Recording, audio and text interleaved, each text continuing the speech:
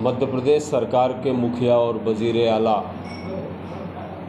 शिवराज सिंह चौहान, जिन्हें हम सब लोग मध्य प्रदेश की जनता झूठ की मशीन कहते हैं, घोषणाओं की मशीन कहते हैं,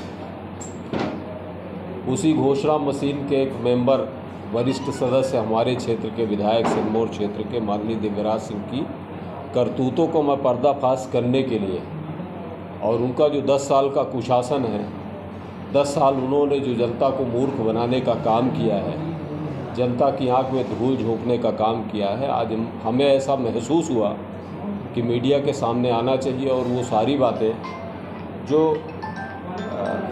जनता के पास तक पहुंचना आवश्यक है, जिन बातों से जनता को सरकार के विधायक गुमराह कर रहे हैं, उनको जनता के बीच लाने की आवश्यकता महसूस हो रही है। एक बड़ा विषय है सिरमौर विधानसभा क्षेत्र का पनियारी घाट का। जब से 2003 से भारतीय जनता पार्टी की सरकार मध्य प्रदेश में सत्तारूढ़ हुई, तब से हर चुनाव के टाइम में पनियारी घाट का विषय आता है। पनियारी घाट का विषय आता है और पनियारी घाट को लेके चुनाव के टाइम में बहुत सारी भूमि पूजन भी हो जाते हैं। पनियारी घाट बनने का लॉलीपॉप दिया जाता है।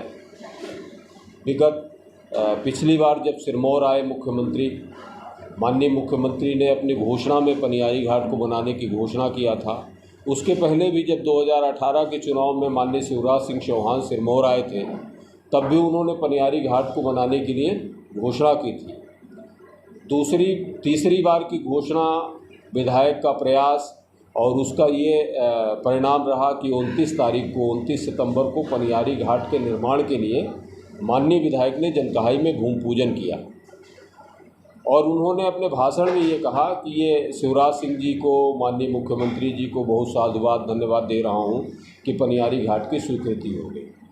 स्वीकृति का सच ये है कि पनियारी घाट की कुल लंबाई 5.10 किलोमीटर है। 5.10 किलोमीटर की लंबाई में घाट काटने का जो टोटल राशि स्वीकृत हुई है, वो 5 करोड़ 78 लाख की स्वीकृति प्राप्त हुई। वन विभाग की स्वीकृति में, वन विभाग की एनओसी लेने में पीडब्ल्यूडी को 1 करोड़ 28 लाख रुपए व्यय करने पड़े। 5 करोड़ 78 लाख की स्वीकृति में 1 करोड़ 28 लाख व्यय करने के बाद कंस्ट्रक्शन के लिए राशि बचती है 4 करोड़ 70 लाख रुपए। और हमारे घाट की लंबाई कुल है 5.10 किलोमीटर, जो किसी भी सूरत में इस मार्ग के निर्माण के लिए राशि उपयुक्त है ही नहीं।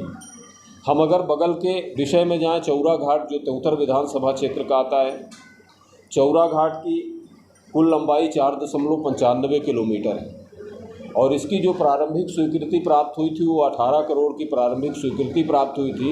लेकिन वहाँ के विधायक ने प्रयास करके उस स्वीकृति को 18 करोड़ के बजाय 64 करोड़ रिवाइज कराया और आज ये स्थिति है कि उसका टेंडर हो गया है। टेंडर होने के बाद वो कार्य गति पर आएगा।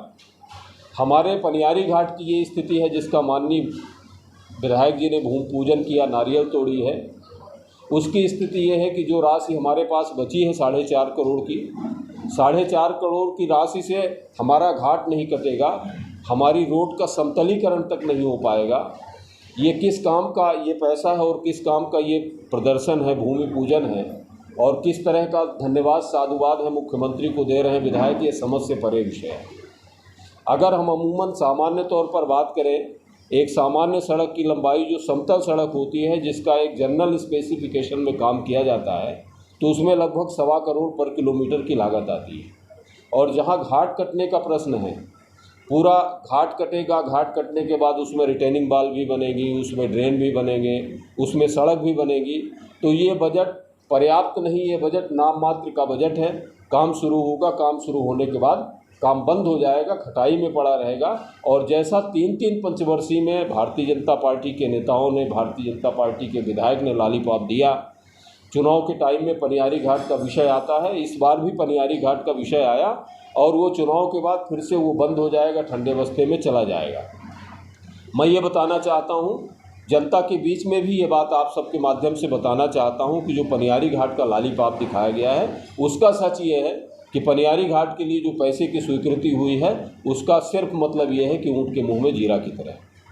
और भी बहुत सारे प्रश्न हैं। माननीय विधायक इस समय जेब में नारियल लेके घूम रहे हैं, हर जगह वो भूमि पूजन कर रहे हैं। भूमि पूजन के लिए उनको नशा जैसा सवार हो गया है। लेकिन चुनाव के ठीक पहले भूमि पूजन 10 दिन 20 दिन पहले अभी एक सूचना लग जाएगी इसी सप्ताह। ये सबको पता है, जनता को पता है, तमाम लोगों को पता है कि 10 दिन बाद सूचना लगनी है। किसी काम का टेंडर नहीं हुआ है, किसी काम की वन विभाग की स्वीकृति प्राप्त नहीं हुई है। ऐसा ही एक वाक़या आया है घूमन से घुरकुच सड़क निर्माण का।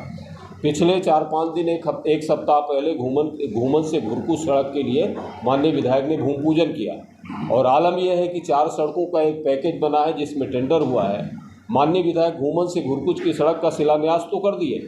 उनको ये पता है कि घूमन से घुरकुच जाने के लिए पूरा वन विभाग का मार्ग पड़ता है, उसमें 2 ब्लॉक पड़ते हैं।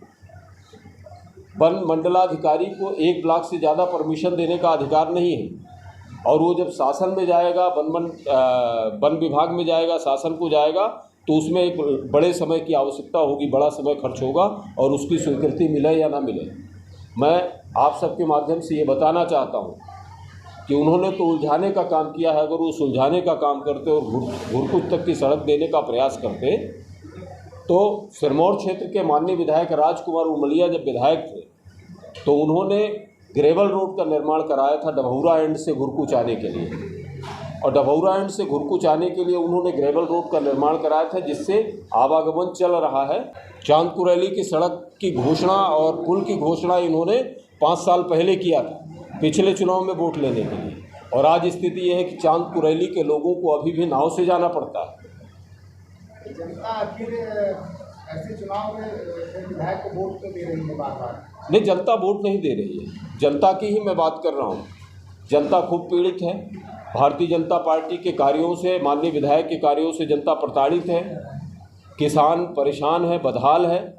हम लोगों ने तो बड़ी उम्मीद की थी कि माननीय विधायक गए हुए हैं, जनकहाई गए हैं और आज पनियारी घाट का भूमि पूजन कर रहे हैं, तथाकथित भूमि पूजन कर रहे हैं। तो निश्चित रूप से मुख्यमंत्री की घोषणा जो सोना पोखर में इन्होंने गौ अभयारण्य बनाने की घोषणा की थी, जिस घोषणा में किसानों को एक बड़ी सौगात मिलने जा रही थी, आवारा मवेशियों से मुक्ति मिलती, गौ माता और गौवंश की रक्षा होती, आज गौ माता सड़कों में मर रही है।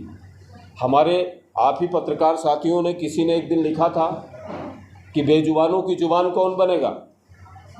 एक तरफ गौ माता की बात करते हो, हिंदुत्व की बात करते हो, और दूसरी तरफ गौ माता का दम टूट रहा है, सड़कों में मर रही हैं, सड़कें पूरी खून से लाल पड़ी हैं। और गौ माता जब मरती है, एक्सीडेंट होता है, तो उसमें मनुष्य भी मरता है। आवारा गौवंश की रक्षा के लिए जब गौ अभयारण्य की बात आपने किया था, माननीय मुख्यमंत्री जब सिरमौर आए थे, उन्होंने घोषणा किया था, तो माननीय विधायक को जब वो पनियारी घाट का तथाकथित भूमि पूजन करने गए थे तो उसी जनकहाई के सोना पोखर में गौ अभयारण्य की बात बतानी चाहिए कि उन्होंने क्यों उसको धरातल पर नहीं लाया। उनको ये भी बताना चाहिए कि सिरमौर विधानसभा क्षेत्र में जितने भी गौशालाओं का निर्माण हो रहा था, उन गौशालाओं का निर्माण अचानक बंद क्यों हुआ। जो RES से गौशालाएं बन रही थी, ग्रामीण यांत्रिकी सेवा विभाग से गौशालाएं बन रही थी, वो गौशालाएं भ्रष्टाचार और कमीशन खोरी का शिकार हो गई। 50% कमीशन खोरी की भेंट चढ़ने वाली गौशालाएं आज अपने दम पर रोती फिर रही हैं। वो माननीय विधायक सो रहे हैं, माननीय विधायक लोगों को मूर्ख बना रहे हैं। क्षेत्र की जनता हलाकान है, किसान दाने दाने को मुहताज है। किसान के खेत में खेती नहीं है, वो उसकी खलिहान खाली है, उसकी ओसारी में जहाँ गल्ला अनाज होता था उसका अनाज खाली है। किसान का लड़का बेरोजगार है, पलायन कर रहा है, सूरत जा रहा है, मुंबई जा रहा है, और यहाँ सरकार बीन बजा रही है। और सरकार अपनी सरकार बनाने के लिए, फिर से विधायक बनाने के लिए फंड का इंतजाम कर रहे हैं, तरह तरह के लालच प्रलोभन दिखा रहे हैं, लालीपाप दिखा रहे हैं कि सरकार बने। सरकार बनने की चिंता है, लेकिन किसान के बेटे और किसान की किसानी की चिंता इनको नहीं है। जनता इनको नकार चुकी है। और आने वाले चुनाव का परिणाम और चुनाव परिणाम के पहले के जो ये संकेत हैं, जिस तरह से केंद्रीय मंत्रियों को विधायक का चुनाव लड़ाया जा रहा है और विधायकों को शिक्षित बेरोजगार किया जा रहा है भारतीय जनता पार्टी में, ये सामने प्रदर्शित हो रहा है कि भारतीय जनता पार्टी हार की कगार पर है।